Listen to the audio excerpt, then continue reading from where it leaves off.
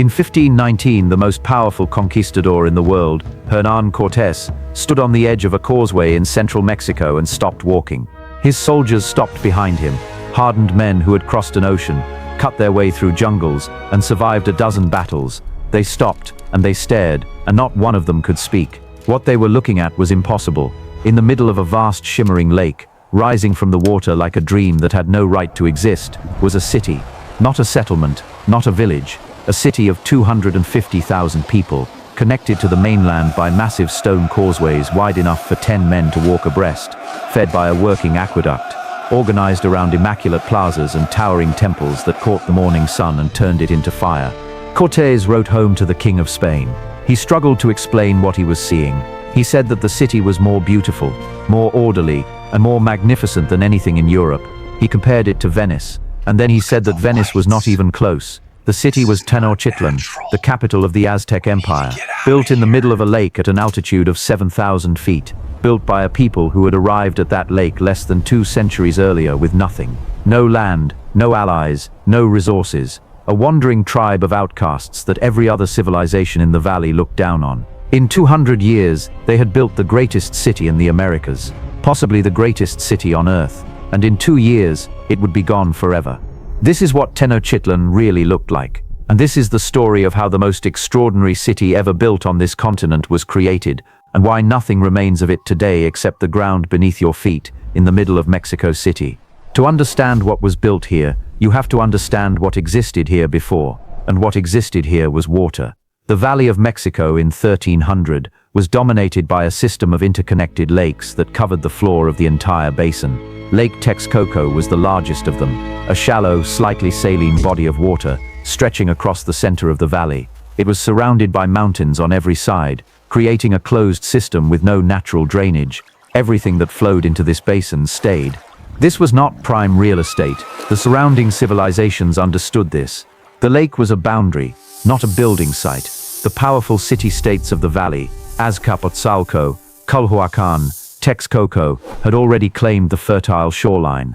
The lake itself was considered worthless. The people who would become the Aztecs arrived in the valley around 1250. They called themselves the Mexica. They were wanderers. Every established civilization in the region either used them as mercenary soldiers or expelled them from their territory. They had nowhere to go. According to their own accounts, their god Huitzilopochtli had given them a prophecy. They would found their city where they saw an eagle sitting on a cactus, holding a serpent in its beak. They found this sign on a small rocky island in the middle of Lake Texcoco in 1325. Nobody else wanted the island. Nobody thought anything could be built there. The Mexica took it anyway. What followed was one of the most audacious acts of civil engineering in human history. The island in 1325 was small, marshy, and barely above the waterline. It could not sustain a city. It could barely sustain a village. The Mexica did not accept this. They changed the island. Their primary tool was the chinampa. The word translates roughly as floating garden, but this is misleading. Chinampas were not floating. They were constructed land. The Mexica would drive wooden stakes into the shallow lake bed to define a rectangular plot.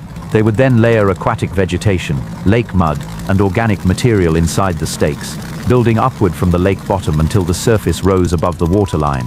The roots of the plants they grew in these beds eventually anchored the entire structure to the bottom, creating ground where there had been nothing but water. Over the course of a century, they extended the island by hundreds of acres. Using this technique, they created an urban grid of chinampas, separated by canals, building a city that was simultaneously solid ground and liquid infrastructure. Every major block of the city was accessible both by foot on raised paths and by canoe on the canals that ran between them. The streets of Tenochtitlan were water. To connect the island city to the mainland, they constructed 3 massive causeways. The northern causeway ran to Tepeyac. The southern causeway ran to Axtapalapa. The western causeway ran to Tlacopan. Each was wide enough to carry the full weight of military formations, market traffic, and the constant flow of tribute goods pouring into the capital from across the empire. Each was interrupted at intervals by removable bridges that could be raised to flood the approaches and seal the city against attack. The freshwater problem was solved with equal ingenuity. Lake Texcoco was brackish. The island had no springs, so the engineers of Tenochtitlan constructed an aqueduct from the springs at Chapultepec on the mainland. carrying fresh water across the lake on a raised stone channel directly into the heart of the city. A second aqueduct was later added, so that if one was damaged or contaminated, the other could continue supplying the population. This was a city of 250,000 people, with a working two-line water system in 1400. Spain would not build anything comparable for another century. At the heart of Tenochtitlan stood the structure that organized everything around it, the Templo Mayor, the Great Temple. It was not the tallest structure ever built, but in the context of the city it dominated. It was the most important building in the known world, at least that is what the Mexica believed. And in a very real sense, they had designed their entire civilization to make this belief feel true. The Templo Mayor was a double pyramid, not a single point rising to a peak, but two parallel staircases ascending side by side to two separate temples at the summit. One temple was dedicated to Huitzilopochtli, the god of war and the sun, painted red. The other was dedicated to Tlaloc, the god of rain and agriculture, painted blue, war and water, conquest and harvest.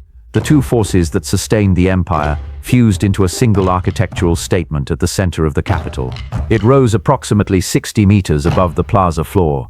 The staircases were steep, deliberately steep, so that the climb itself was an act of submission. When a captive was brought to the summit for sacrifice, the entire city could see them. The sacrifice was not a private religious ritual. It was a public statement of cosmic order, a declaration that the sun would continue to rise because the city had paid its debt to the forces that governed it. The pyramid was rebuilt 7 times over the course of Tenochtitlan's existence, each new iteration encasing the previous one, growing larger with each generation. Archaeologists who have excavated beneath the streets of Mexico City have found the layers of these reconstructions stacked like rings in a tree, each one telling the story of the empire's expanding ambition. Around the base of the temple, a serpent wall ran the entire perimeter of the sacred precinct, hundreds of carved snakeheads projecting outward from the stone, marking the boundary between the sacred interior and the profane city beyond. This was not prime real estate. The surrounding civilizations understood this. The lake was a boundary, not a building site. The powerful city-states of the valley, Azcapotzalco, Culhuacan, Texcoco, had already claimed the fertile shoreline. The lake itself was considered worthless. The people who would become the Aztecs arrived in the valley around 1250. They called themselves the Mexica. They were wanderers. Every established civilization in the region either used them as mercenary soldiers or expelled them from their territory. They had nowhere to go. According to their own accounts, their god Huitzilopochtli had given them a prophecy. They would found their city where they saw an eagle sitting on a cactus, holding a serpent in its beak. They found this sign on a small rocky island in the middle of Lake Texcoco in 1325. Inside this boundary, within the sacred precinct, stood 78 separate structures, temples, schools for priestly education, skull racks displaying the remains of sacrificed captives, ball courts, and the residences of the highest-ranking priests, who never left the precinct except on ceremonial occasions. The precinct was the city's fixed point, the axis around which all of Tenochtitlan revolved. Step off the causeway and into the city, and the first thing you would encounter is noise.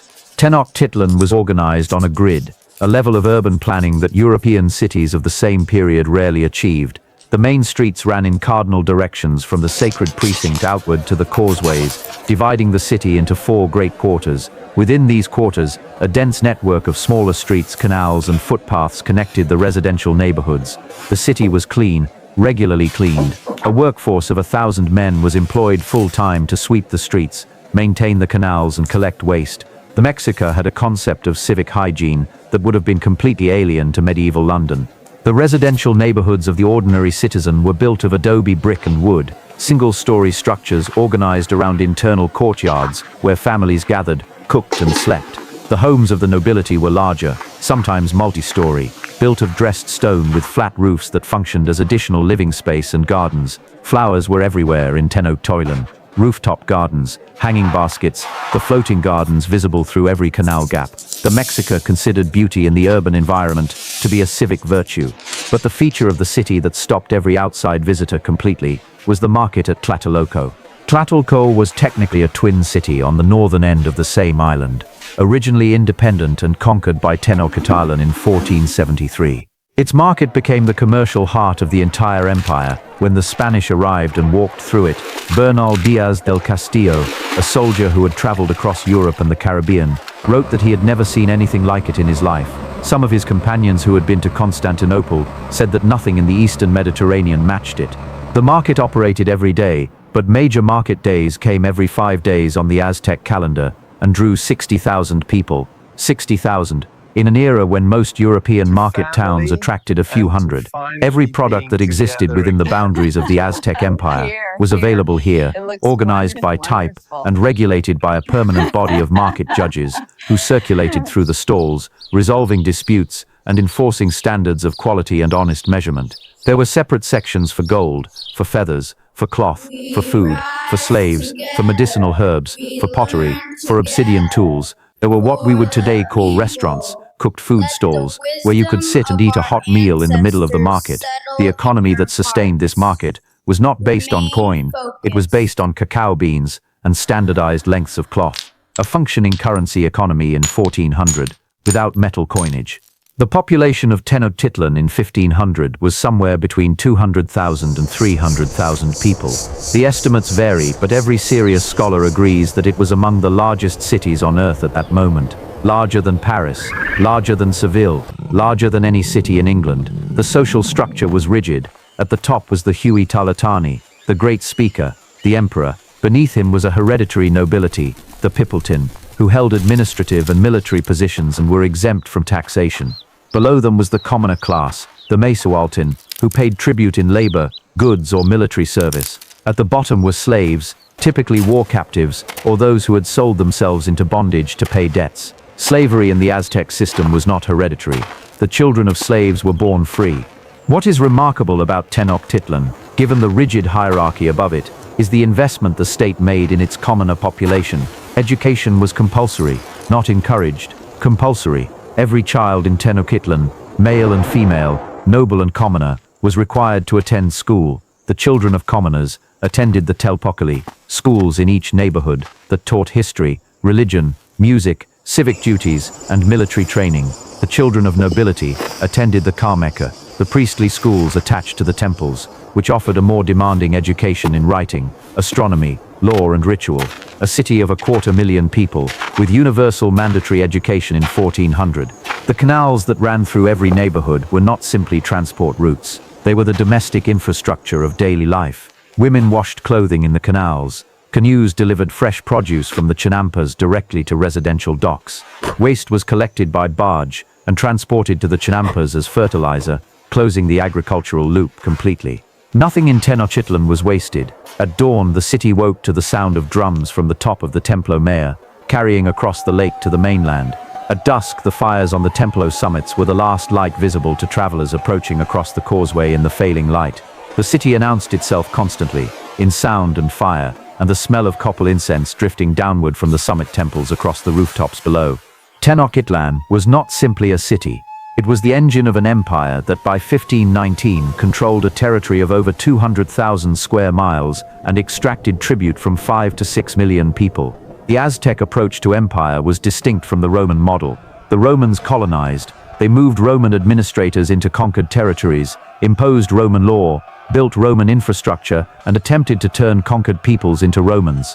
The Aztecs did not do this. They conquered, extracted, and left local rulers in place. A defeated city-state was required to pay regular tribute to Tenochtitlan in the form of luxury goods, food staples, soldiers when called upon, and sacrificial captives. In exchange, the local ruler kept his throne, and the local culture remained largely intact. The tribute lists that survived the conquest are staggering documents. They record what flowed into Tenochtitlan from across the empire every year.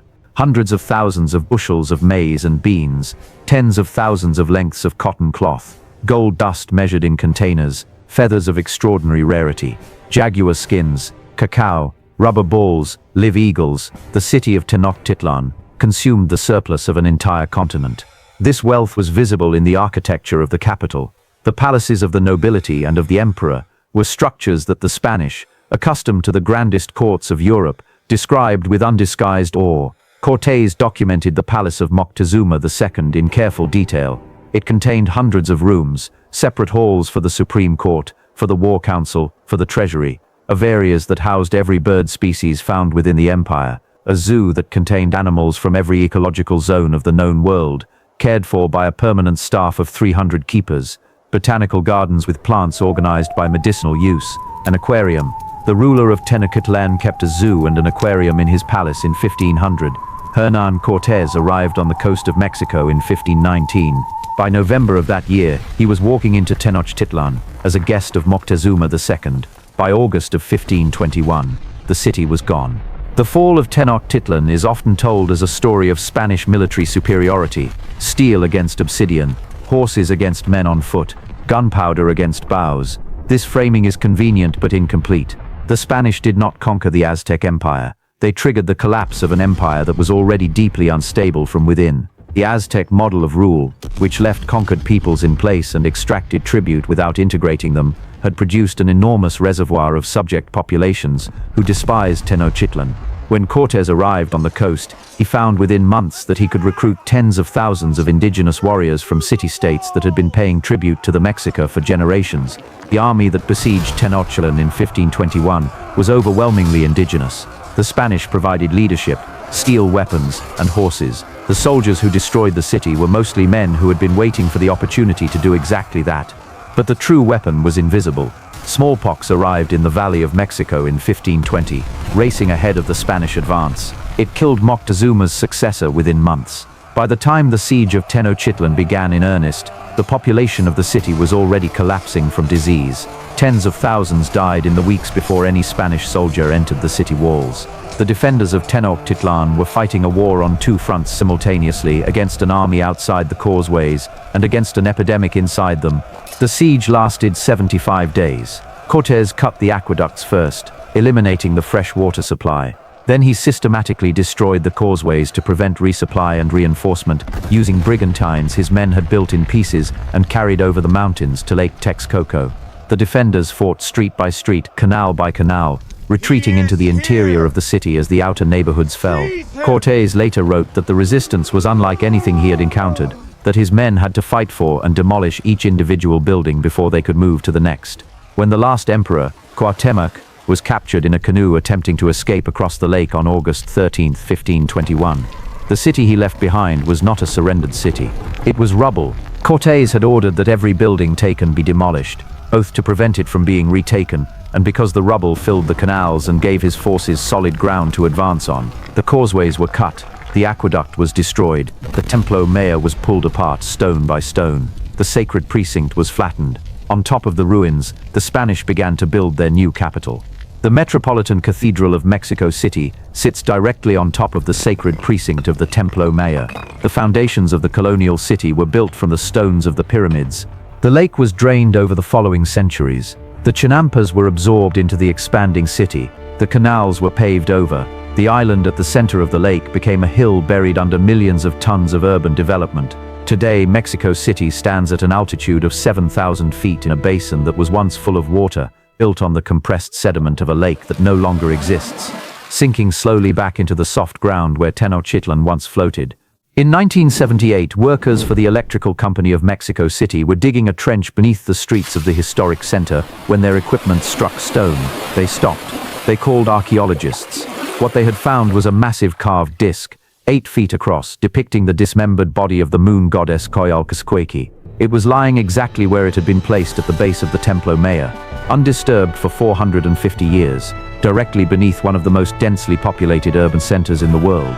The excavation that followed uncovered the ruins of the great temple itself, layer by layer, 7 phases of construction revealed in sequence. The site is open today in the heart of Mexico City, a sunken archaeological zone surrounded by colonial buildings and modern traffic, the stones of the pyramid exposed to the sky for the first time since 1521. Tenochtitlan was not lost because it was abandoned. It was not swallowed by jungle, or buried by earthquake, or forgotten by a dwindling population. It was deliberately, systematically, stone by stone dismantled and used to build the city that replaced it. The conquerors understood that to truly defeat a civilization, you had to erase the physical evidence of its greatness. You had to make the next generation believe that nothing had existed before. They almost succeeded. The lake is gone. The causeways are gone. The great market is gone. The Templo Mayor is a ruin. The palace of Moctezuma is buried under the National Palace of Mexico. But beneath the streets, the stones remain. The drainage channels still function, influencing the hydrology of a megacity built on top of them. The grid of Tenochtitlan still organizes the street plan of the historic center. The sacred precinct is still the geographic and political heart of the nation, still the place where the most important buildings stand, still the place where the country announces what it believes about itself. The city that Cortés said surpassed everything in Europe was destroyed in 2 years, but it took 5 centuries and the weight of 20 million people to erase its shape from the earth, and it has not fully succeeded. Tenochtitlan is still there. You are standing on it. In 1978, workers for the Electrical Company of Mexico City were digging a trench beneath the streets of the historic center when their equipment struck stone. They stopped. They called archaeologists. What they had found was a massive carved disc, 8 feet across, depicting the dismembered body of the moon goddess Coyolxauhqui.